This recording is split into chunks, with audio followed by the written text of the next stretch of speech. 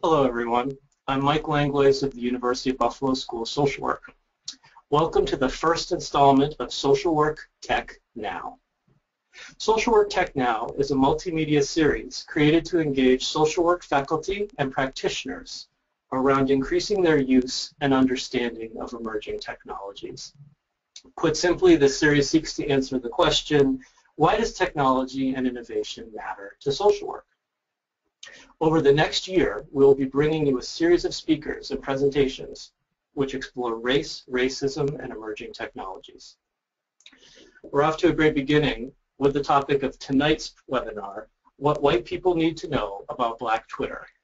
And we are expanding that title to How Black Twitter Changed the World. And I'll tell you more about that in a second, but before we get started, I'd like to go over a few technical items so you know how to participate in today's webinar. We've taken a screenshot of an example of the attendee interface. You should see something that looks like this on your computer desktop in the upper right corner. You've joined the presentation listening using your computer speaker system by default. If you would prefer to join over the telephone, just select telephone in the audio panel and the dial-in information will be displayed. You'll have the opportunity to submit text questions to today's presenters by typing your questions into the question panel of the control panel. You may send in your questions at any time during the presentation. We will collect these and address them during the Q&A session at the end of today's presentation. In addition to the slides that we've prepared, you'll be seeing a Twitter chat feed during this 90-minute webinar. The hashtag to use is SocialWorkTechNow, which you can see in green on your screen. That's hashtag SocialWorkTechNow. It seemed appropriate to include a Twitter chat while talking about Black Twitter. So if you're tweeting, please use those two. Leah of Citrix will be handling any technical questions you may have or address any problems you're having in joining the webinar. Now on to our topic. According to Wikipedia, Black Twitter is a cultural identity on the Twitter social network focused on issues of interest in the Black community, particularly in the United States. It has since begun to grow as a phenomenon in South Africa as well. It first came to the attention of mainstream white audiences in a 2010 article entitled How Black People Use Twitter. The article spawned a good deal of criticism in the Black community and furthered the idea among whites that there is a one-dimensional way Black people are and one way they use Black Twitter. My guest tonight, Dr. Kimberly Ellis, aka Dr. Goddess, will help us be more thoughtful about Black Twitter and what it means for Black people, white people, and social workers. Dr. Ellis has been named one of the most influential women of Black Twitter and tweets under the handle of @DrGoddess. We appreciate her taking on the role of educator for white people who want to learn more about Black Twitter and its import. Dr. Ellis, welcome. Thank you so much. Thank you so much for having me. And, I should tell all of you, I'm an educator, period, and I'm someone who has a background in American and Africana studies. And so I teach all people about Black people all the time, including other Black people. And it's really important in that, one, we're worthy of study, and two, it's important for Black scholars to study us. So I don't want to be the white person whisperer here. I just know that Black Twitter is an important community and set of communities. This is a very interesting topic, and especially since I heard that most of you are sociologists who are probably non-Black working with Black clients, it's incredibly important for all of us, but especially you who are in the service capacity, to learn about our communities so that we can serve them better and hopefully make a better nation and world. So thanks so much for having me here today. Thank you. Let's get started with the questions for you and Ida, talk a little bit. So as I mentioned before, when Slate wrote an article on Black Twitter, it put Twitter in a way that many understood as a misconception. Unfortunately, it also was the way many of us in the white community were introduced to Black Twitter. So can you help clear up the confusion? What is Black Twitter? Sure. I mean, So I joined Twitter in January of 2009, and beforehand there were people who were using the beta version of of Twitter, and so Black Twitter exists as an entity, really, I guess, from the first time, two Black people were on Twitter and talking about things to one another in particular. But so what really happened, even prior to, I believe, the Slate article, was that the Pew Research put out a study in 2010 stating that African Americans were overrepresented on the platform at about 20 to 24%, and we know that we are only 13 to 14% of the American population. And so what you had was this mega conversation, this hyper community that represented on a platform that probably was not created necessarily with that type of target market in mind. And so that is one of the first things that piqued a lot of people's interest, and I believe that it probably led to the Slate article. The Slate article, what Black people do on Twitter, well, first of all, the headline is a problem because there is no one thing that Black people do on Twitter. In fact, I've had to repeatedly state, and I want for everybody to be clear, that Black Twitter is just a general label and a general name that overall explains and defines a multiple set of communities. There are many, many communities of Blackness within Black Twitter. There are non-Black people that are part of Black Twitter. It is definitely heavily defined by the various manifestations of Black culture, and not just in America, but also throughout the world. And so we use Black Twitter as a form of convenience, but in reality, I just want everybody to understand that it, like all other labels, is not all-consuming or all-defining. So the other aspect of the Slate article in particular is that they focused on hashtags that they then called Black tags, or they were quoting someone saying Black tags, and I'm like, I don't know. No, I mean, I'm all for like cultural, definition, but to change, you don't actually have to change hashtags to Black tags, but okay. So the focus, though, was on hashtags, and the community that they decided to focus on were Black teenagers on Twitter that usually got ramped up around, 11 o'clock at night, midnight. And so, like teenagers are wont to do, they were a little raunchy, a little out of pocket sometimes, definitely pushing, various labels, and that's okay. I mean, that's what teenagers do, which is actually a part of the point. You would never allow for any other community to be defined by their teenagers, and somehow Black people and what Black people do on Twitter was then defined by what Black teenagers do. And so that was the majority premise of the article, and then finally at the tail end, the author said, well, this isn't totally representative, but it's like, but your whole article, did exactly that. And so there was a backlash, if you will, against that Slate article, not only for the premise within the article, but also because they also used a brown Twitter bird that had like a baseball cap on it. And so there were many reactions, one of which Annie Vinnie wrote a blog talking about how we are not a monolith, and she wrote that in all caps. Her friend happened to be the graphic designer that created the brown Twitter bird, and so she, like many of us, asked for, she asked for more images of the brown Twitter birds to demonstrate that we're not a monolith. And then we fell in love with the brown Twitter birds. So then everybody wanted a brown Twitter bird, and we were all obsessed. And so many of us did get our own brown Twitter bird, or we got a representative sample of a brown Twitter bird. And that was interesting because through misrepresentation and in a bit of truncation, what ended up happening was this explosion where Black Twitter announced itself by itself and for itself to the world, and it was a beautiful thing. I think you've raised a few good points that I want to sort of make more explicit, one of which is that Twitter is so democratic in terms of age, and that you're right, we shouldn't take any group as represented by their adolescent population. But one of the strengths of Black Twitter, or Twitter in general, is that adolescents can participate in the fray of it, just like anybody else.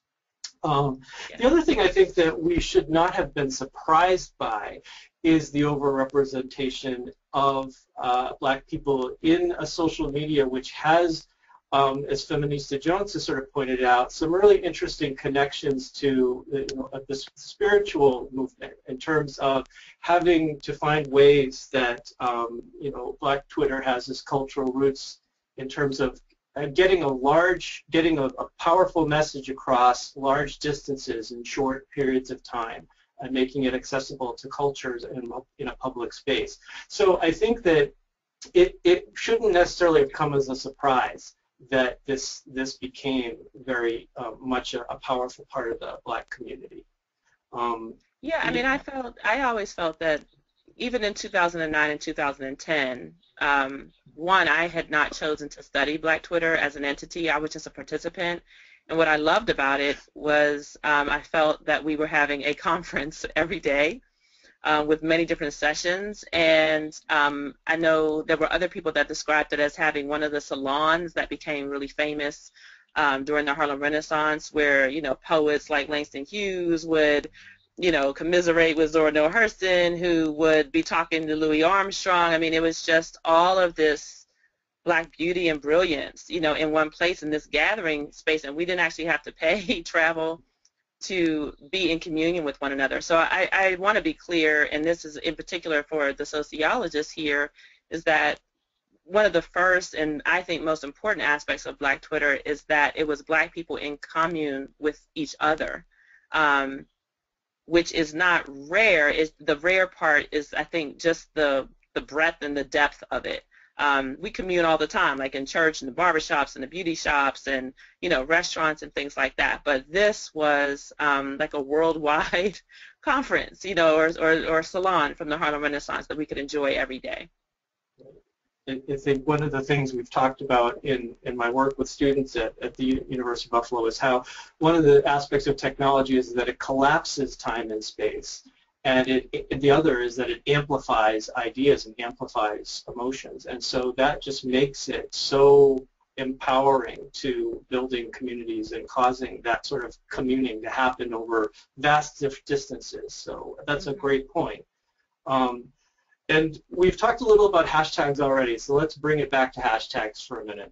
Because from this past year and a half, from hashtag Ferguson to hashtag Black Lives Matter, Black Twitter and the hashtag has been a force for social change. And who would have thought that hashtags could be so important? And I'm often struck that it's hard to try to explain to my colleagues that are social workers what a hashtag is or why it's important. So I'm wondering what you think about hashtags and their importance, and why you think social workers and sociologists should know about them and use them.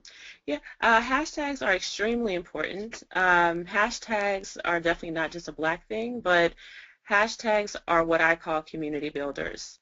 A hashtag is a form of a bookmark in many ways. It is, at its most mundane, it's a bookmark. At its most profound, it is an intertextual statement that can go viral and make a statement in and of itself. And then it can be self-referential, in that when you click on the hashtag that was already profound, you find more profundity in the tweets. And so the hashtags are a beautiful thing. I do Twitter trainings a lot, and I am often encouraging anybody that uses Twitter and anyone that wants to get more out of Twitter to pay attention to hashtags and to use them. On a very basic level, you don't know all the people that are on Twitter. You don't know, for example, who actually cares about a particular topic at a point in time. It's literally that, you're tweeting out to the wide sea, right? Once you use a hashtag, it's literally almost like it's a clarion call for people who, if they see your tweet and or your hashtag, they can follow along with the conversation. So you're welcoming people one way into the conversation, because otherwise they wouldn't necessarily know what you were talking about unless you did a word search or something like that, right? So that is a form of social listening, to do the word search. But when it comes to the hashtag, I found that it has been a clarion call. It has been a unifier. It has been a statement in and of itself. Sometimes it's about a place, sometimes it's just hashtag Ferguson, right? Sometimes it's an ideology like Black Lives Matter. Sometimes it is a cultural criticism like Oscar So White. Sometimes it's just a statement of, a declarative statement that says we are of value and this is what we care about, like today's hashtag Nina Simone. You would not know necessarily just following the Nina Simone hashtag that it's a huge cultural critique. There's many debates, on the hashtag, but it's important. So for sociologists in particular, you all study patterns and waves and interaction, and so a hashtag could easily be that focal point from which you analyze how different people are reacting, because it's not the one thing a hashtag is not, especially because Twitter is democratic. A hashtag is not like a dictatorship. Anybody can tweet to the hashtag. Anybody can say what they want. That's part of the reason why, people who are abusers and trolls, they go on hashtags. They do abuse the democratic space. So it's important for you to know that as well. But it is an excellent focal point for anyone from which to really see what's happening and what the conversations are about. Yeah, I think that another piece of this is if people look at Twitter, and if you look at the screen, the presentation right now, you can see on the left-hand side trends. And part of what makes trends are the use of hashtags. So that in addition to the use of hashtags as forming community, it actually can become, through trends, an expression of solidarity, an expression of protest, an expression of community amplifying itself in the social space, so that they are very, very powerful. Let's talk a little bit more about tech innovation and disruption, because in your South by Southwest talk, you talked about how Black people have always been tech innovators. You used some really good examples that you're welcome to kind of make more detailed in a minute. But you also talk about how part of technology is disrupting philosophies, which I totally agree with. The word disruption, however, for social workers, and the word disruptive has got a really negative connotation a lot of times, both with us and the people that we serve. So how do you think that we in social work can really kind of embrace the concept of disruption? Well, I think especially when it comes to Black people or marginalized communities and the concept of disruption, I would like for you to think about it with regard to how we see hackers. Hackers can be very destructive in many ways, but at the same time, hackers are being invited by the White House to hack into the Pentagon as we speak because President Obama would like to strengthen the infrastructure of our national security. And so when we think about hackers, I mean, there's, we say life hackers, or a life hacker is someone who, finds an innovative way to rearrange our laundry, to cook, a cupcake in a mug. And so in that capacity, I think that hackers, disruptors, innovators are extremely important. By nature, we go through cycles, and we go through a cycle of birth and rebirth, and every time we go through a cycle of rebirth, that is a form of innovation in and of itself. I'm not entirely sure what the exact connotation is of a disruptor in sociologists, but I think that it would just be helpful if those who are in academia or in social services and sociology, et cetera, were to look at the concept of disruptors in the same way that we see hackers, and embrace the potential and also the greatness that can come out of that. I mean, a disruptor in many ways is someone who will disrupt the status quo, who will disrupt the norm. An abolitionist, for example, is a disruptor, right? Anonymous they literally are a hacker community, and Anonymous has chosen to be active disruptors of wherever they see oppressed people. Arab Spring, for example, is considered a major disruption. Black Lives Matter is considered a disruption. And it's important for us to be uncomfortable in our spaces, especially when there are people who are being oppressed and marginalized, until we get to the point where we are all free. And you know, it's important to kind of remember in terms of social work history that social workers have always been both agents of social control and social change, and that half of our legacy is being disruptors. We just don't think of it that way as much anymore. The settlement movement, where social workers moved into communities to get a better understanding of the interior lives and experiences of people, was a disruption. And I think a lot of times the clinical social workers, which are heir to more the mental hygiene movement of Mary Richmond and those folks, tends to be more aligned with the status quo. But it's important, I think, to remember that disruption is actually not in opposition to social work. It's one of our traditions. You know, in terms of what we're talking about in one of your South by Southwest talks, you also said something else I thought was interesting. And if people haven't seen the talk, and I can imagine one of our tweeters is going to be able to find the link and tweet the South by Southwest talk that I'm quoting here, which is at Dr. Goddess's The Bombastic Brilliance of Black Twitter. For those of you who don't have a chance to see it right now, one of the things that you talk about is that Black Twitter is a form of participatory democracy. So what do you mean by that? Well, the concept of participatory democracy really stems from the late and great Ella Baker. Ella Baker was an elder who had worked in the Southern Christian Leadership Conference. She was an elder who worked in the NAACP, and she is largely responsible for inspiring the Student Nonviolent Coordinating Committee, otherwise known as SNCC, for young people to create their own organization, and they defined it as SNCC. That's important because Ella Baker always believed that young people were very important. Young people were very frustrated, young people during the Civil Rights Movement in particular, the second, I should say, modern Civil Rights Movement of the 1950s and 60s were really frustrated because they felt that the NAACP was moving too slow. They wanted to engage in what we now know as direct action. Speaking of being disruptors, they did not want to wait just for laws to change. For them, they saw Brown versus Board come into fruition by law, but they saw that it took the federal government literally to enforce those laws, and so they wanted to do more to bring about the freedom that the United States government now said, you know, was legal and should be enforced.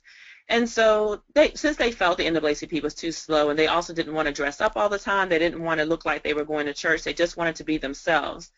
And in meetings with those students, Ella Baker, she talked about this concept of participatory democracy, in that every single person plays a role. Every single person is important and has the right and duty and responsibility to contribute to making a better world, a better democracy. And so when you think of participatory democracy, it in and of itself is a form of disruption ideologically, in the sense that the SELC, many of the civil rights organizations were led by preachers, people who were usually in at least a higher class than the people that they were representing. And she had warned even Martin Luther King about this sort of, quite frankly, the Messiah complex that can develop among people when you just have one leader or two leaders and things like that. And so she was instrumental in promoting the idea that we are all leaders and that we all must participate in the acts of our own freedom. That is what helped not only create SNCC, but that's why SNCC's first actions were literally doing sit-ins at lunch counters, doing die-ins, you know, the freedom rides, all of these things that were legal, but they were actively disrupting the status quo and bringing about freedom in a much faster way than just the legal route. And so the ways in which Twitter, period, anybody can have a Twitter account, anybody can participate, anybody can participate on the hashtag. The beauty of the Black Twitter and participatory democracy is that, one, we have this ideological legacy of an elder in our community, Ella Baker. She's a revered elder for all Americans, really, but it's really important that we have her as a direct elder and a direct ancestor to pass down this concept of participatory democracy, so that as we're discussing concepts in Black Twitter, that we're always reminded that, you know, debate is okay. Everybody should have a say. Everybody can tweet, about the topic. Nobody's being banned. You do want to develop some standards of engagement, but for the most part, everybody has a role to play. And I think that that's the beauty of Black Twitter hashtags going viral, is that no one person, I don't care how brilliant you are, I don't care how fantastic one thinks that their wordsmithing is, nothing can go viral on Twitter without mass participation from each and every person. It can't even go viral if one person tries to, retweet a tweet 100 times in a row as fast as they can. You simply cannot do it. And so this idea that it requires many people to participate in the acts of their own freedom is really beautiful, and that is what will cause anything to go viral. But in Black Twitter in particular, especially around our ideological hashtags, our movement and social movement hashtags and social justice hashtags, it's really important for us to keep that in mind. I think I really agree with that, and I also think that another piece of Twitter that makes it so powerful for participatory democracy is the brevity of a tweet. That if you have 140 characters, who among us would not be willing to spare 140 characters of attention for somebody if it shows up in our feed? And the idea that also puts pressure on people to refine their ideas, but also refine their wit.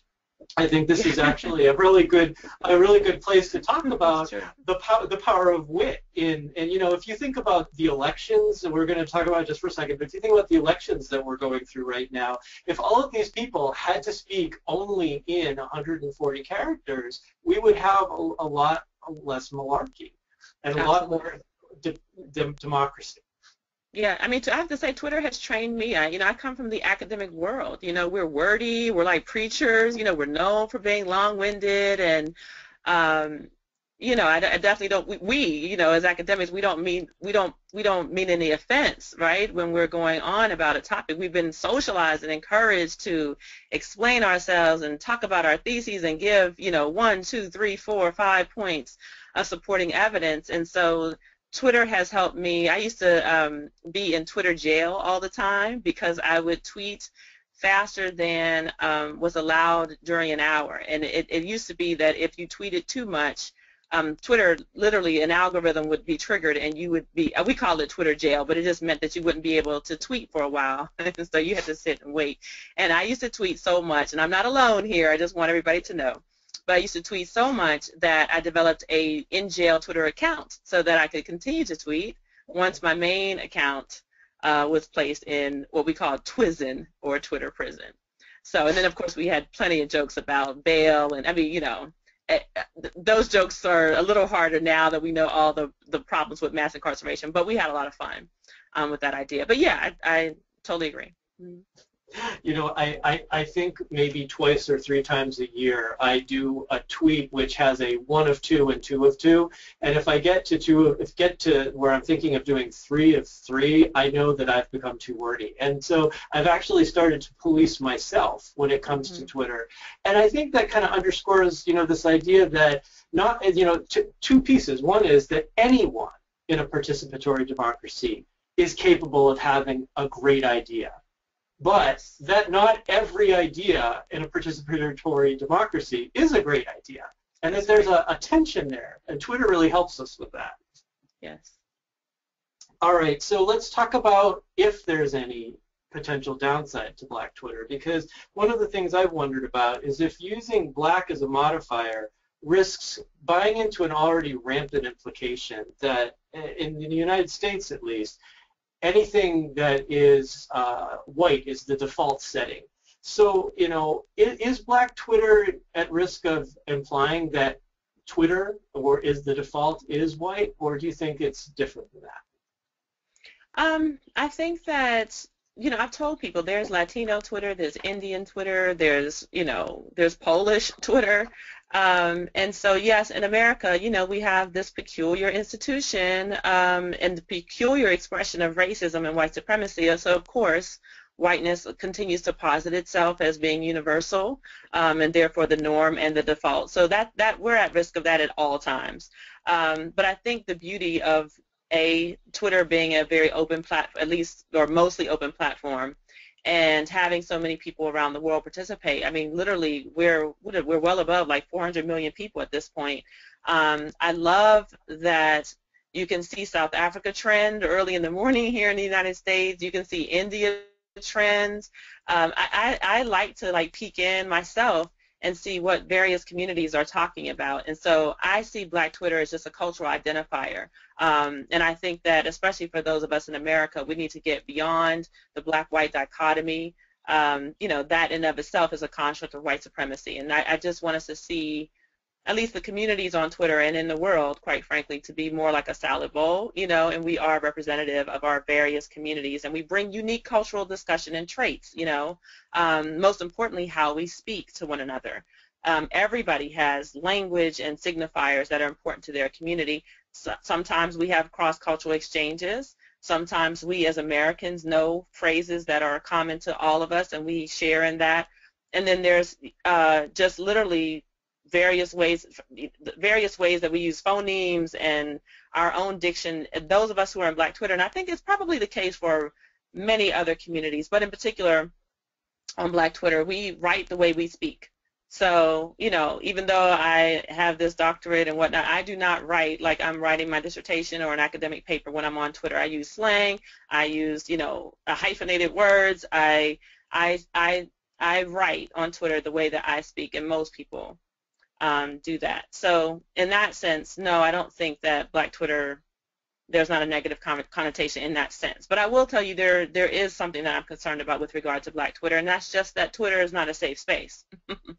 And so we are living in a tenuous space. We are creating, discussing, exploring, and exchanging on a platform that isn't entirely safe for us and in a context that we don't own. And so for those two reasons alone, it is not safe space, but we just use it because we're used to being in unsafe spaces, and we've just decided to take advantage of what we have. But in that capacity, I've seen a lot of different conversations around relationships, in particular male-female, parent-child, girlfriend-boyfriend, same-sex relationships, various, the trans community. I've seen a lot of different conversations that have happened within and among Black Twitter, which I'm sure have happened in other communities, that went left or went the wrong way or misunderstood and caused hurt and damage because the brevity, one, can be an issue sometimes. Like sometimes you really need to go there, you need to go deep, you need to see people, you need to have a longer time to explain yourself or to say, I don't understand what you're talking about, I didn't mean any harm. I've seen damage done, in particular on Black Twitter, and it is painful to see. And I think for sociologists, you have to definitely keep in mind that there are limits to this platform and that there's a lot of hurt and pain there.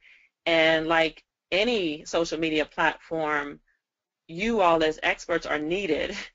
You will see that very, very clearly on Black Twitter and any other aspect of Twitter, that we don't get enough mental health, sociological concern, assistance. We just don't. And so you see various expressions and various cries for help that they may manifest in a political discussion, but underneath a lot of the rancor, particularly, it just depends on the conversation, but you will see that there's a lot of pain still, and it's dangerous to express your pain in an unsafe space. And Twitter is still ultimately an unsafe space for all of us, but definitely for marginalized communities that don't have the same level of resources that white Americans in particular have to sort out their issues.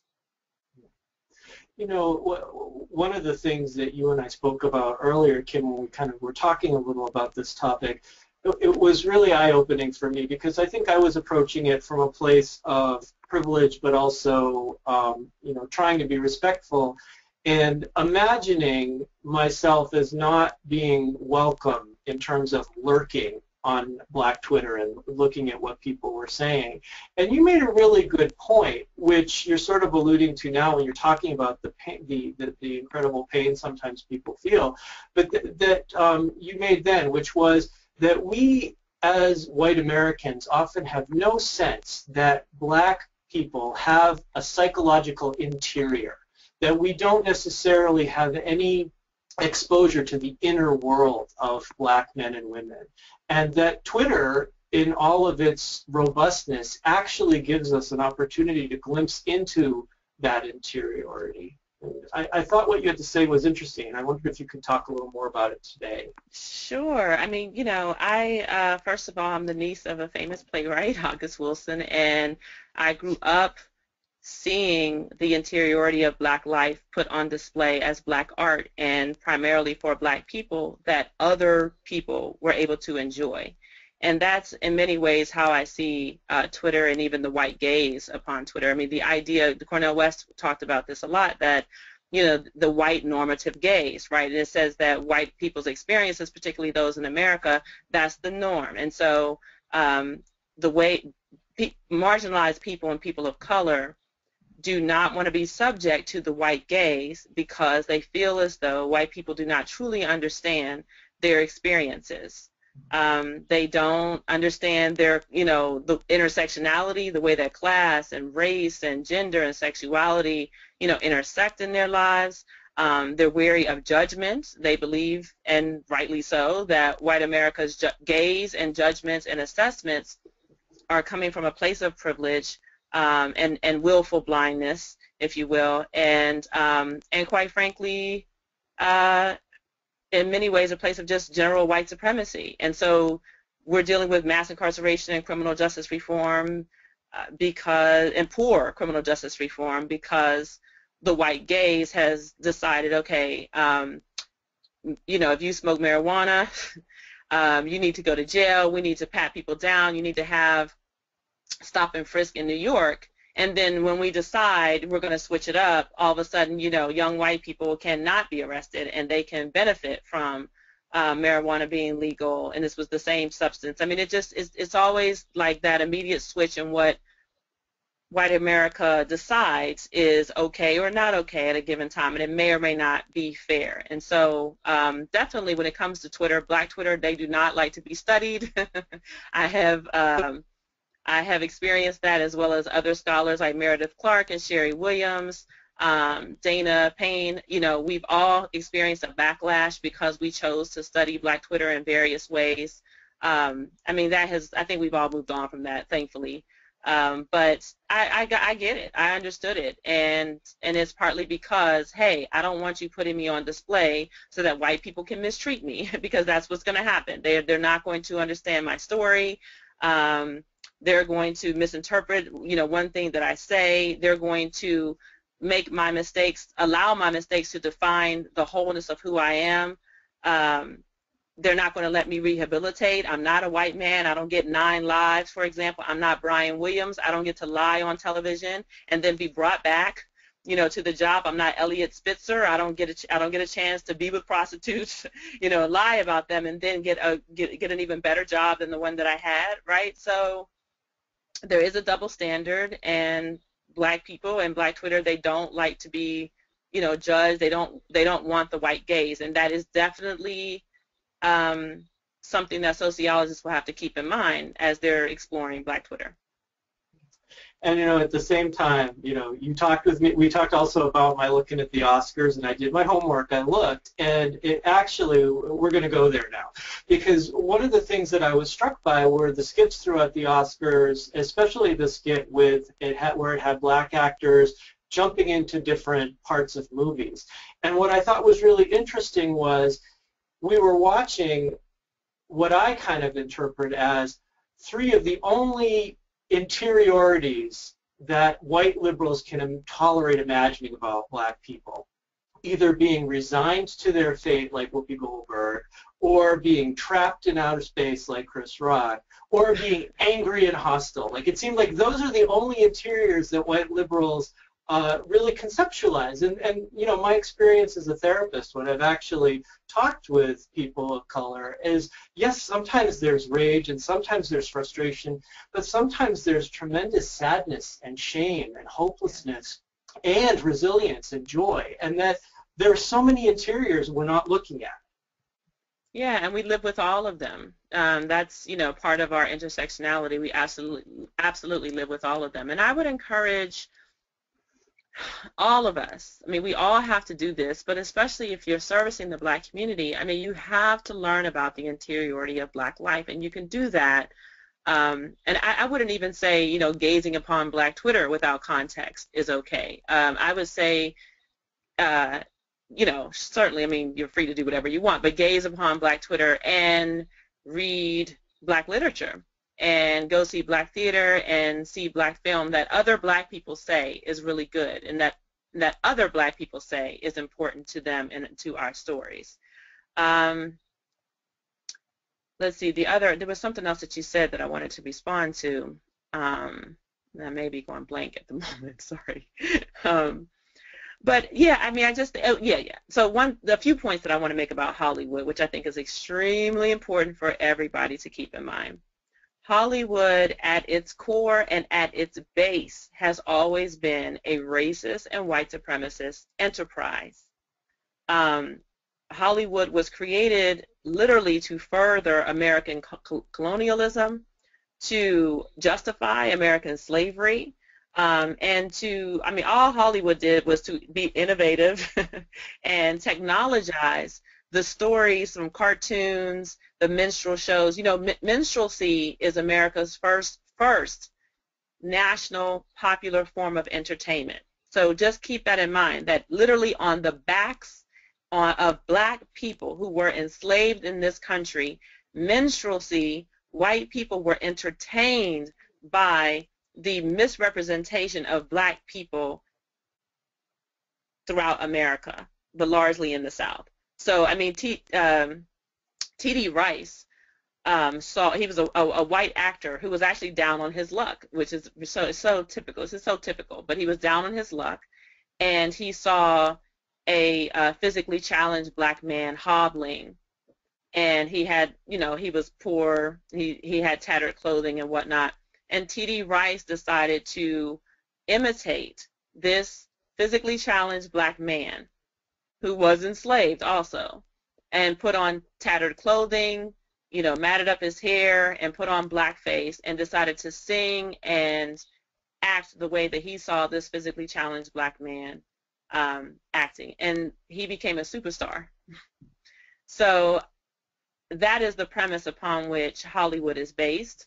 Birth of a Nation was technologically innovative in the way in which it displayed the use of light, but it was also the most racist film that was ever created in the history of film. And Woodrow Wilson showed that film in the White House. And when he showed the film in the White House, the KKK membership greatly increased. White riotous assaults against Black independent free communities increased. That is how we got the burning down of Wilmington, North Carolina, you know, Tulsa, Oklahoma, the Rosewood Massacre. I mean, Hollywood helped to justify the rampant violence against the Black community. And the fact that it was shown, the Birth of a Nation was shown in the White House, gave implicit permission for these terrorist groups to attack Black people, including any of those who had made any grounds, you know, post-slavery with land ownership or entrepreneurship or doing anything for themselves. The attempt was to put the Negro back in its place. And quite frankly, that is what Donald Trump means. And that is what his supporters mean when they say they want to make America great again. There is this romanticization about America's past, and it is largely where Blacks and Latinos have a place and know their place. No, you're absolutely right.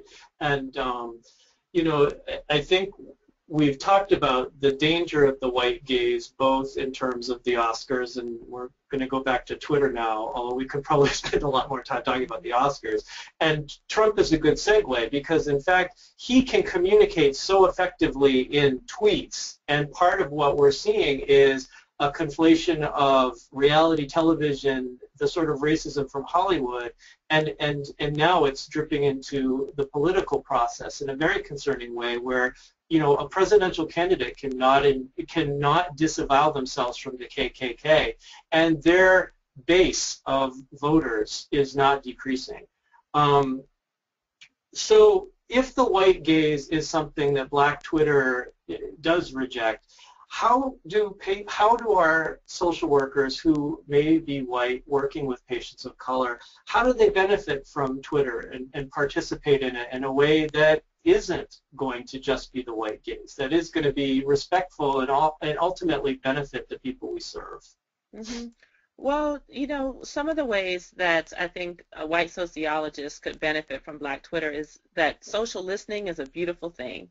You don't necessarily have to participate. I think listening to, and by listening I mean either clicking on hashtags or reading people's accounts, listening to them tell their stories and talk about their lives is extremely important. I can only imagine, I don't know, if you have people, if you have clients, that are struggling with, poverty or just, I mean, any issue, you might want to just do a search just on that term.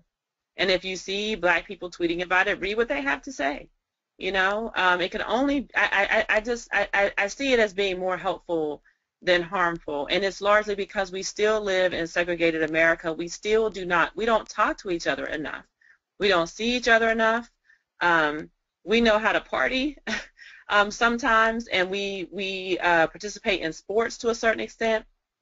But when it comes to real conversations and when it comes to really listening to one another, we don't have that opportunity.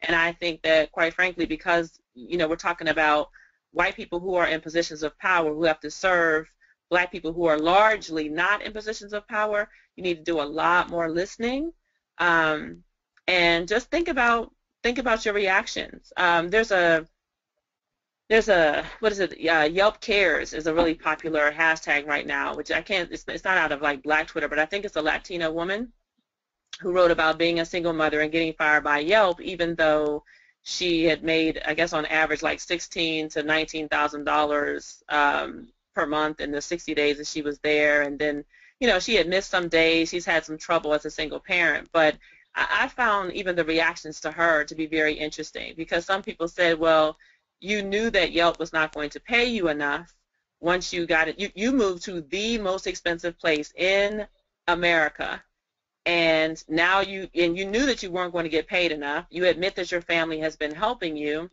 financially, and now you're upset that you got fired and you're in debt and you're down on your luck, et cetera, et cetera. And some of the judgments that I've heard, largely from white males, were yeah, but Yelp is a business and they're under no obligation to keep you on.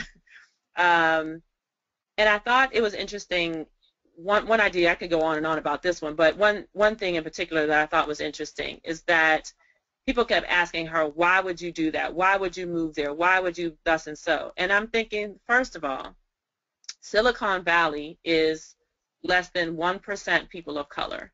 It is the gold rush, and as San Francisco has always been the gold rush, Silicon Valley and new media is the new gold rush. So why wouldn't a Latina single mother who was hired by a company in Silicon Valley, why wouldn't she take a chance? Sometimes you take a chance on life, and yes, it was a gamble for her, and yes, right now she's down literally on her luck. But the fact that she would be questioned in that way of like, why would you even do it? And it's like, well, why wouldn't you do it? Why wouldn't you move with the place where everybody is rich and you might meet somebody, you change your social circle, and you might meet someone to give you your next opportunity, your next job. I just thought that was ludicrous, and I thought that if she were a white male, she would be applauded for having taken a risk even with her child, but instead she was derided. So I think that for sociologists, I want you to look at Yelp Cares, even though that's not, Black Twitter, but you'll find Black Twitter participating in Yelp Cares. I think pay attention to that discussion. I think that could be a really good entree for you. And that's another good point about how Black Twitter and tracking that may help us sort of see where we sometimes still assume that everyone's starting from the same level or playing field. And we know that health disparities are different. We know that life expectancy is different. And we know that what constitutes success relative to those can be very different. Yeah. But you've gone there. You've talked about Silicon Valley. So let's talk about this. That African Americans make up at least 22% of Twitter users, according to a 2014 Pew finding that we talked about before. Yet only 1% of Twitter employees are African American. So what are your thoughts? Yeah, I think it's shameful. You know, I think that Twitter, they said that they are making moves, but I just consider right now where things are is shameful for all of Silicon Valley and for all of the companies. Twitter is not exceptional in that sense that, like, you know, it doesn't matter if it's Twitter, if it's Facebook, if it's Google, they all have the same relative stats, which are absolutely abysmal. And I think that some of the things that we should keep in mind are that, first of all, when it comes to women, when it comes to marginalized voices, when it comes to people of color, not having that type of diversity, it will affect your bottom line, plain and simple. This is not about Twitter and Google and Facebook needing to provide charity for these groups. There's black, brown, female brilliance out here that you are overlooking. Twitter is in trouble right now. I mean, you know, I go to these different tech conferences, and, you know, a lot of white males in particular have been writing about and talking about how Twitter is dead. And so they're ready to move on. So you had better hold on to the communities that consider you to be valuable. And I found one thing in particular that's particularly shameful, I think, on Twitter's part is that I learned from someone at Twitter that they did not value the complaints about trolling and abuse until it happened to a celebrity, the first of whom was Jennifer Lawrence. Once she quit Twitter and once Robin Williams' daughter quit Twitter over the abuse, then they started making announcements that they were, you know, getting serious and, you know, pulling together their resources. And it's like, but it was like at least 2 to 3 years where women and people of color and other marginalized communities were telling you that abuse was getting worse and worse and that you needed to do something. And I think that that's shameful. So if you think about it, if Twitter had listened to people of color, and I will say black Twitter in particular, because it was black people that were largely getting attacked over and over, especially with, you know, Trayvon Martin. I mean, it was ridiculous, right? Had they listened, then the Jennifer Lawrence situation might not have happened at all, and Robin Williams' daughter might not have. I mean, now keep in mind, when they left Twitter, they took millions of their followers off the platform. That affects your bottom line. So on a very basic level, listening to women and listening to people of color and other marginalized communities could have enhanced your bottom line. Instead, now you're no longer behind the 8 ball. You are now playing catch up.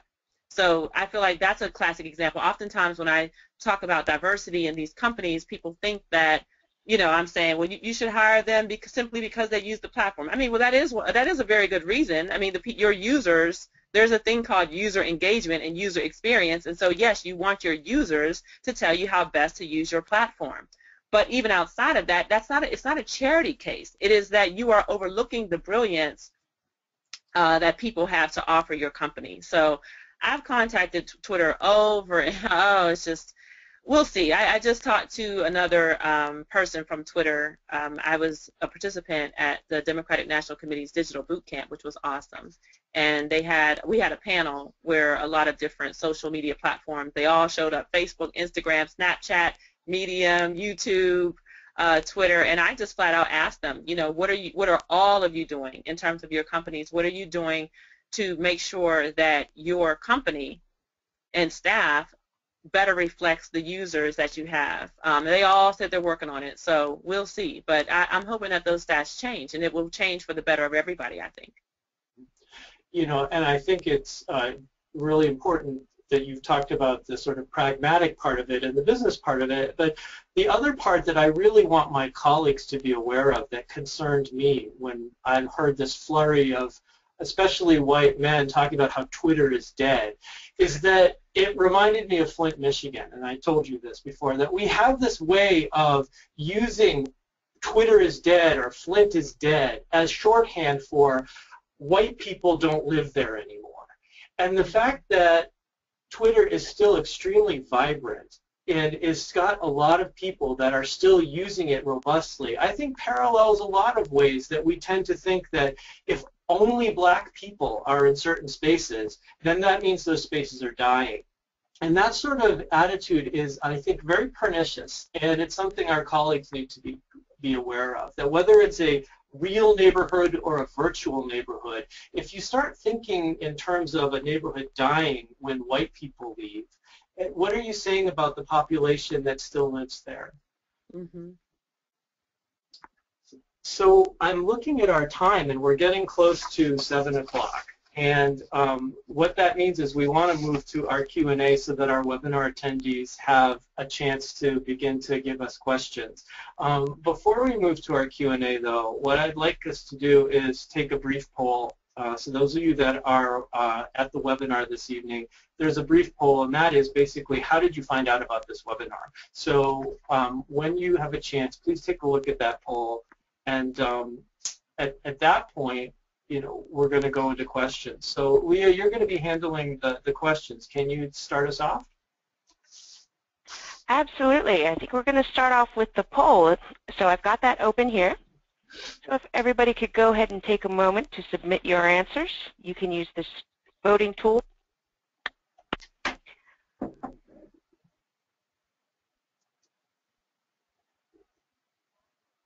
Looks like about 50%, 56% of you have voted. We're going to leave the poll open just a few more seconds here.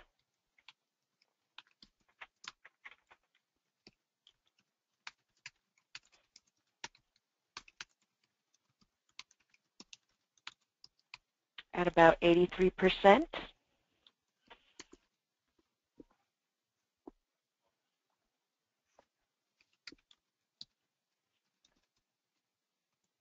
Great. All right. It looks like we're at a pretty good stopping point here, Mike. Okay. I'm going to go ahead and close the poll. Thank you all for voting. And let's see what everybody said.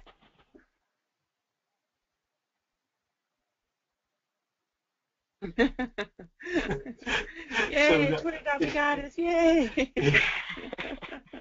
Good fan base. All right. Ready for me to close that out, Mike? Sure, that'd be great.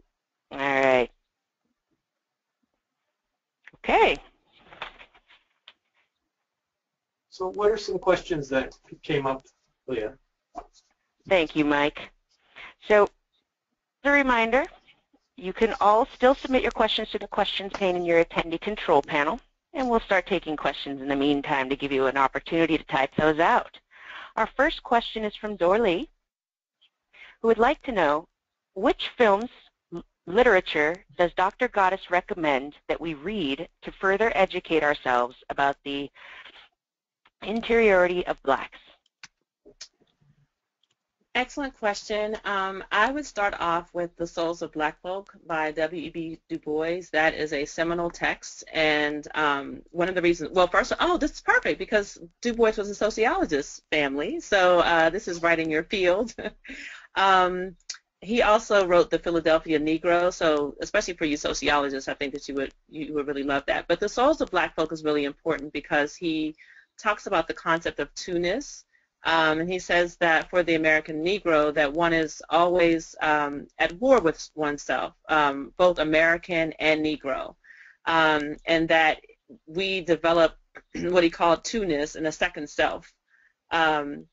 And so we have what he called double consciousness, and you will definitely see that in Black Twitter if you know to look out for it, in the sense that once we experience the white gaze, we will switch up our language, or our behavior, and it's done to protect the interiority of our lives. And so sometimes, you're speaking in code, or you're not speaking at all. And I think that that's also something for sociologists to keep in mind, is that your Black clients, they are not going to feel as comfortable talking about their shame or their struggles with you all the time. And it's important to establish a type of safe space because they are leery of being judged by you. And they're already hurting in many ways and don't want to be hurt anymore. So The Souls of Black Folk, I obviously recommend all of the works of August Wilson. He is an excellent playwright. And his next play, his most popular play is Fences, and that will be a Hollywood film, ironically enough. Talk about disruptor. But he held on to the film, to his rights, because he wanted to make sure that he had a Black director. He didn't want for his work to be misinterpreted and represented and then represented to America in a horrible way. So Denzel Washington has partnered with HBO, and he is going to do all of August Wilson's plays, and they're going to try to put out a new film every year. So I think that that's amazing. This is a great time for you all to start studying August Wilson. Obviously, I have to recommend, Toni Morrison, Maya Angelou. Anything that they have written is phenomenal. Octavia Butler. I think that, you'll thoroughly enjoy the exploration into Black literature. And I would say definitely read these blogs and various websites. There's so many out there. Read about Black hair, makeup, concepts of beauty, Black struggle. I mean, it's a beautiful thing. And lately, I want to tell you that on Facebook, Alice Walker herself, whom I absolutely love and adore, she has been in her status messages, she's been talking about, she's been unpacking the color purple for us. So she tells us, she'll talk about power and a modern day concept, and then she'll talk about what led her to discuss an aspect of the color purple. I mean, as a Black literature nerd, as a Black woman, as a theater buff, as a digital strategist, I'm so in love with her status messages. But you want to read The Color Purple first. But so that's an introduction into the interiority of Black life, from literature and film anyway. And obviously you've got Ava DuVernay, you have Beyond the Lights with Gina Prince Bythewood. You rarely see Black love, and that's another thing I just want to say really quickly, especially with sociologists, is that you rarely have the opportunity to see Black love, literally. Black people loving each other in intimate ways on screen. And so you do want to see that. You want to expose yourself, and you want your clients. And I would also tell you to give your clients Black literature. Help them find their own safe space in Toni Morrison's words and Maya Angelou's poems and prose. You learn about Black film and then recommend, some to them. Maybe they've seen it, or maybe that could be a commonality, that a common talking point that you all can have, between and amongst each other. But point being, you want to create a type of safe space so that you can serve your clients better, because we do need the assistance. We rarely have it, and we do need it. And while we're talking about art forms, I don't want us to overlook the documentaries. And yes. This is a good opportunity to do a plug for this series that actually in the fall we're going to be having a documentary aired, which is my friend and colleague Andre Lee, who's going to be showing The Prep School Negro, which has been on PBS a couple times. But you'll have a chance to not only see it and see that documentary, but have a discussion with the director. Mm-hmm. What's our next question? Thank you both. Connor would like to know, and this is very similar in the beginning, but I'll go ahead and ask it anyway. Connor would like to know, are there any general recommendations you can make as to works, books, plays, poems, films, etc., with which to begin entering the Black community from a place of listening and empathy, rather than from an academic outsider or white gaze perspective? Mm-hmm. Yeah, August Wilson's works will definitely do that for you, for sure. Well, actually, everybody that I mentioned, I recommended that because it is Black people talking about Black people, and primarily to Black people. And that is what W.B. Du Bois always felt that Black theater and Black art should be. He thought that it should be for us, by us, about us, and near us. That is so not Hollywood. I love independent film. I love the Independent Film Channel.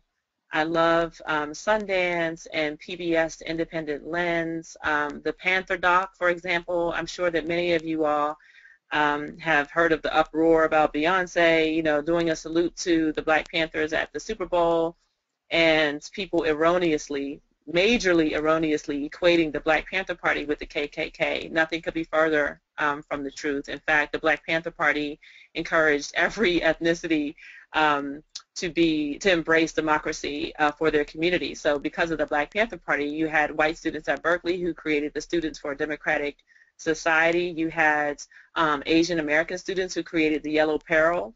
You had Native Americans who created no, it's like the, oh, I'm sorry, I just, of course I would go blank now. But point being, advocating for self-defense and self-determination and equal rights is not a racist enterprise.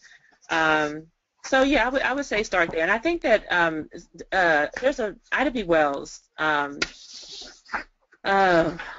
would I go blank of all times? But there's a documentary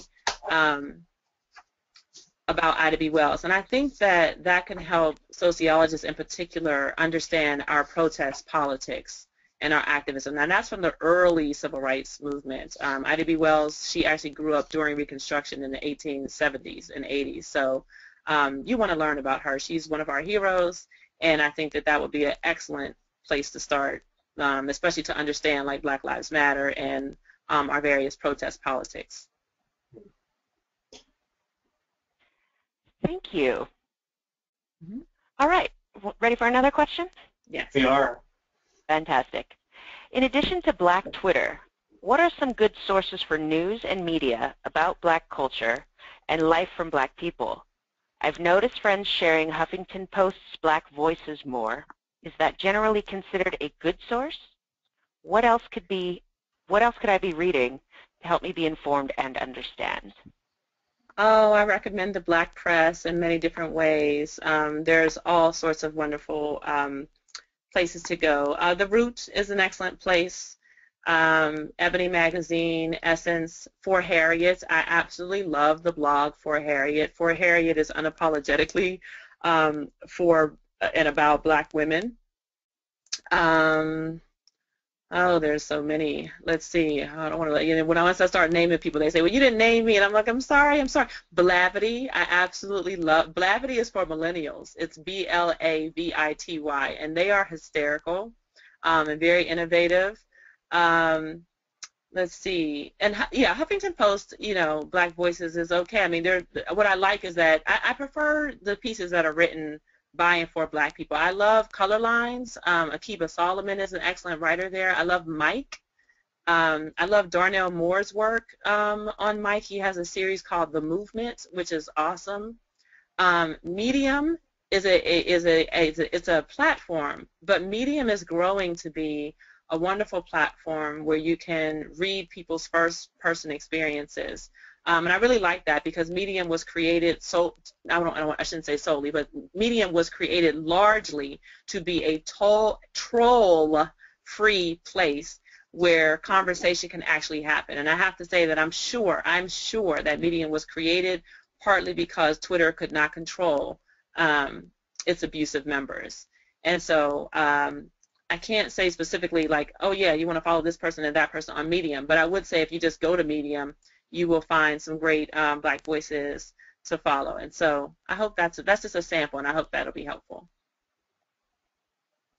Oh, and also, I'm sorry, I have to add, Left of Black by Mark Anthony Neal. His Twitter handle is literally Left of Black, and he has a show about the Black left. And it's very much like this webinar, although a little bit more fancy because it's at Duke University and through the John Hope Franklin Center. But Mark Anthony Neal is an excellent resource for all of us, and he actually launched Black Thought 2.0. I consider that our first Black Twitter conference, even though it wasn't called that. In 2012, I believe he did, and that was at Duke University. So it's, we have a number of different wonderful resources. And Mark Anthony Neal's Twitter address is New Black Man, so he's a great asset as well. This is also a good time for you to also mention yourself. So maybe you could talk a little bit about your stuff. You're being a little modest, but you're also an artist as well. I am an artist. I have done so many things on Twitter. I've played around on Twitter. And I just want you to know that I'm giving a largely academic presentation today, but I am very silly. I am my full self on Twitter, and so I have my obsessions with House Hunters International. I love the Property Brothers. I love Married at First Sight. I watch reality TV. We snark. Reality TV, so I do watch The Real Housewives and Love and Hip Hop and all of that. And it's a lot of fun. You know, it's a lot of fun. You'll find watching TV with Twitter, period, is fantastic. And watching TV with Black Twitter is phenomenal. So that's great. I would say, for me, I'm still working on The Bombastic Brilliance of Black Twitter, which is my book. And you can sign up to get information about that at thebombasticbrillianceofblacktwitter.com. And if you don't want to remember all that, it's okay, because it's pinned to the top of my profile when you click on Dr. Goddess. I'm giving an Ignite talk at South by Southwest on March 14th. What is that, next Monday? Or the Monday after next. And Ignite talks are just 5 minutes with 20 slides. So as I said, as an academic, it's going to be very hard for me. I'm going to rein myself in. And my website is drgoddess.com. I need to kind of update that. One of the things that I'm working on is a documentary about my experience with my journey with my mother's dementia. My mom just passed away on August 30th, and I traveled with her through that very terrible journey of being her caregiver for dementia, and received a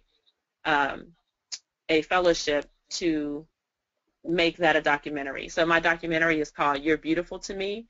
I'll be giving updates, but if you want to see like at least a part of my own interiority, is the hashtag is YBTM, You're Beautiful to Me. And the website, which just takes you back to my main website, is you'rebeautifultome.com. No spaces or hashtags or anything like that. And you'll get a chance to see my beautiful mother and what I was doing for the last 3 to 4 years, and it was definitely a tough road. So Mike knows I just started coming back outside, really. And so that's why it's an honor for me to do this for you all and to be here. Kim, would you be willing to speak for a minute about how Black Twitter might have helped you as you were going through that? Oh, yes. Black Twitter was so helpful. I mean, there were 2 Black women on Black Twitter I had never met. I'd never met them. And we bonded initially over reality TV. You know, we were laughing about the Real Housewives or something like that, and then it moved on. And so I had been talking to them for years, but it wasn't until I want to say 2011 really is when I was noticing, like, hey, my mom her behavior is a little off. There's something, going on. And I think she totaled my car. And it was initially when I told them that she totaled my car that they, in my DM, said, hey, wait a minute. Like, so they knew from their own experiences. They had both, they were both active caregivers at the time, one for her mother, the other for her grandmother. And they were familiar with literature and resources that I'd never even heard of. And I didn't even embrace really, I mean, I heard what they said, but I was thinking, like, my mom just kind of got a little bit, mixed up. I don't think, that she has Alzheimer's, like, what? What are you talking about? And so, but they put enough thought in my head to have me start researching on the web, and I started taking quizzes, like, does your parent do this? Do they do that? And as I started clicking yes, no, all of the quizzes started showing me that I had a lot to be concerned about. And I was able to go back to them and talk with them. And I think we actually, speaking of going deep, by the way, we moved from Twitter to chat and Gmail because there was just so much that I needed to unpack. We moved from chat to long emails. They were sending me attachments. They sent me so much information about state resources. I mean, in fact, they sent me so much information, it was sort of premature because my mother was still working full-time. And so she was having all these incidents at work and that I didn't know about initially. And then I would see her having certain things happen at home. And basically, by the time she was finally diagnosed in 2012, I mean, I had so many resources and so much support. In fact, I paid it forward by creating hashtag Black Caregiver. I had some Black caregiver chats because I learned that my mom ended up actually having frontotemporal dementia. She doesn't have Alzheimer's, but she did not have Alzheimer's.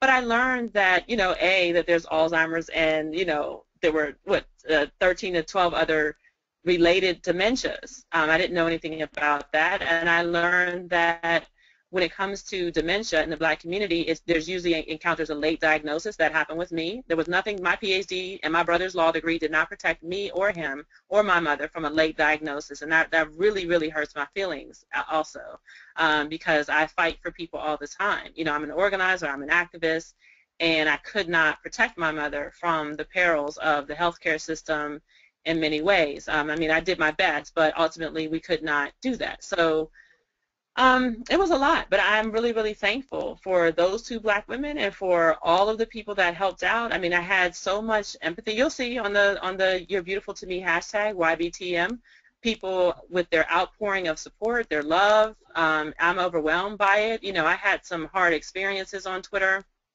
where people had misjudged what I said, and they didn't even want to accept my apology. You know, and it was about a totally different issue, but it caused a lot of negativity and hurt at a time where they did not know. I can't blame them, because they did not know that I was really suffering a lot and really needed to be given the benefit of the doubt and to be given their support, and I didn't like the way they were being verbally abusive, and so I clapped back, as Black girls are known to do, and they didn't like the fact that I defended myself. So it, you know, it ruined some relationships, and we had a bad experience. But thankfully, like I said, there's multiple Black communities in Black Twitter, and I had a lot of people who were supporting me throughout my entire journey, most of whom I have never met in my life. And I can't tell you how beautiful it is to go to a conference or some public gathering and have someone that you've never met say, "I'm so sorry to hear about your mother," you know, or to give you a hug and say, "I'm here for you." Because we are all human beings behind these addresses, and I think that's something that we all need to keep in mind, is that we are human beings. We need to maintain our humanity even though we're on this digital platform. So thanks for asking, Mike. It is a beautiful story, and I'm going to include my journey on Black Twitter. I have to, you know, within this documentary, to show that these people helped me so much, and they really helped me to coach and to cope. And you know, dementia is a losing battle. That person is going to pass away. There will not be a victory. And so the victory that I have is that I had people from a variety of different people from various communities help me to help give my mother a really dignified end of life journey, and that's all I could do. You know, thank you for being so candid with us. And when you look at your Twitter feed, if you haven't, you'll see that definitely the school is joining the people that have already expressed some condolences. And you know, and I really do appreciate it. One of my primary caregivers also passed away of complications related to dementia, so I have a sense of that. On another note, one of the things our Twitter feed pointed out was that you were bringing us back to another use of Twitter, which is the way people use healthcare social media to help with these health disparities. And so a hashtag for people that want to know more about what that is, it's hashtag HCSM. That's short for healthcare social media. And, you know, any marginalized population often encounters health disparities, longer wait times, and lack of information that's available to them. So Twitter is used for that as well, as Dr. Gaddis just pointed out to us. Mm-hmm. Do we have time for some more questions? One of them, go ahead, Clea. I was going to say, we have about 10 more minutes, Mike, so we could definitely take a few more. Let's take one from the Twitter feed. Tiffany, who just posted on Twitter just a couple minutes ago here, she'd like to know, how can members of Black Twitter create and share important content for our community online? For the sociology community online? Is that what Probably the social work community as well as the sociology community. Correct. You know, I would say ask Black sociologists who are on Twitter. One of my favorites, and she may be a psychologist, but she's awesome. Marva, I think it's Marva Robinson. I have to look at her. She emerged as somebody who, she was giving like the social service interpretation of what was happening in Ferguson and talking about the importance. I'll tweet it out just so you know, even if I have messed up her name, and I'm so sorry if I have. I will tweet it out and make sure that you follow her. I would say that, you know, Mike and others, can start a tweet chat, or a conversation. Sometimes just asking people, for help will generate crowdsourcing. And that's a beautiful thing for Twitter and all the social media is that what has been created lately is literally called something syllabus. So there's been Ferguson syllabus, there's been Charleston syllabus, there's been Black Lives Matter syllabus, Black Panther syllabus. And I think that perhaps, maybe there should be like a, Black sociology syllabus or something like that, where you have people contributing, great articles, films, books, all of which can just be recorded, by you all and placed in, on a website. It's very simple to do, but it takes a little bit of curation. But I think that would be a great start. There are wonderful people that are on Twitter already who I listen to, I read, and I really appreciate getting like their interdisciplinary perspective. I follow lawyers and psychologists and sociologists, and I follow a lot of different people. I have a very wide group of people that I follow on Twitter, and that's because A, I'm nosy, and B, I'm a student for life. I want to know what I don't know, and I want to be further exposed, and I want to stretch myself. So I think crowdsourcing is a great way to get the information that you want. Great, thank you so much. We do have one last question for you here, and this one's coming in from Tony. What do you think would be the best way to help educate social workers about the importance of understanding the use of Twitter for marginalized people? I'm sorry, can you repeat that question? Absolutely. What do you think would be the best way to help educate social workers about the importance of understanding the use of Twitter for marginalized people? This way, having this webinar, I think, was really important. I'm thankful to Mike for just thinking about it, and saying, you know what, I think that this is an important conversation that we should have. I like the very disciplined focus. I wouldn't have minded if it was like what white sociologists need to learn about Black Twitter, or just what sociologists need to learn about Black Twitter. In fact, I just spoke at a Black Twitter conference that was put on by the National Association of Black Journalists, and even they, they were really patterning their conference after their media institutes. So they picked like an important topic, right? So it could have been like what Black journalists need to learn about Black Twitter. Like, I don't want anybody, as I told you, I'm an educator in Africana Studies and American Studies and Women's Studies, and I teach Black people about themselves as well. And so I don't want anyone to think that, you don't know about the studies of Black people just because you're Black. You have to study. You have to reflect. And so I think that that's really important to do. I love the fact that as sociologists, you all would be thinking about, how can I mine Black Twitter to make myself a better sociologist and or a better person and or, a better someone who wants to participate in the world and make it better. So I think this webinar is an excellent start. And I think that this is actually the reason we've done this series. And so for my colleagues that are attending this, I hope you'll spread the word to other folks, because this is why emerging technologies is so important. Who would have thought that Twitter would allow you a window in to get a better sense of the interior life of a whole population that's been experiencing a legacy of past tragedy and present trauma, as well as a lot of resilience. But that's one of the wonderful things about emerging technologies is we can kind of learn more about diverse populations. And I think that it's great that you said that, Kim, and you're definitely a great beginning to what I hope is going to be a year-long series, which I'll be talking about, I guess now, because we're getting ready to finish up.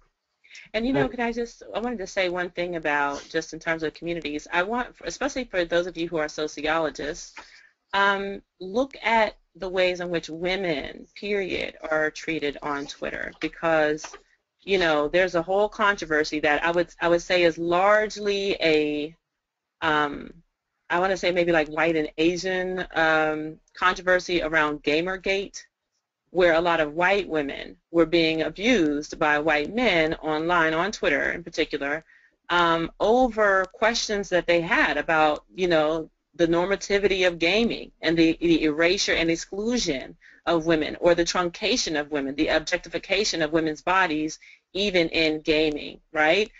Because that helps to socialize all of our boys into how they see women, how they see girls, how they treat women and girls, throughout their lives, et cetera, et cetera. And while it's not, you can't just point solely to gaming as the cause, like we can't point solely to film, but quite frankly, when you think about our culture and the misogyny that exists throughout our culture and the ways in which patriarchy is expressed, I think that taking a look at the challenges that women overall have on Twitter will also to help you understand the intersectional challenges that Black people have on Twitter. Because you start to see patterns of abuse that are there regardless of the ethnicity and regardless of the person. It just gets worse and deeper when it comes to abusing Black people online. I mean, it's definitely a thing. So I just want you all to keep that in mind. And I want people to know I didn't prompt her to that. Those of you who are in the audience know that video games and the intersection between video games and technology and clinical social work is my thing. This was spontaneous. Oh, you didn't prompt me at all. That's totally me. That's so funny. No, I'm glad you mentioned that. It's actually, something that we'll be addressing in our next series. So anyway, thank you, Dr. Ellis, and thank you everyone for attending today. If you have any other questions after the webinar, you're able to continue the conversation both on Twitter, but you can also contact us at sw-events@buffalo.edu. That's swevents@buffalo.edu. Please keep an eye out for us on Twitter and Facebook by following us at UBSSW. You can follow me at MIKELICSW. You should see it on your screen. You can also look at facebook.com/UBSSW. You'll see all of those right there. Once you leave today's webinar, you're also going to receive a follow-up email within 24 to 48 hours with a link to view the recording. And you're welcome to use it, and please feel free to share it with your friends. For future social work techno webinars, we plan to offer CEUs for New York and state social workers. I also want to let you know that in the fall, we're going to have the second of our series, which is going to be myself hosting a roundtable of Black game designers and Black cultural critics, where we're going to actually talk about race and racism, both in video games and their aesthetics, but also in the video game industry. So you were very prescient in what you said. I'm glad.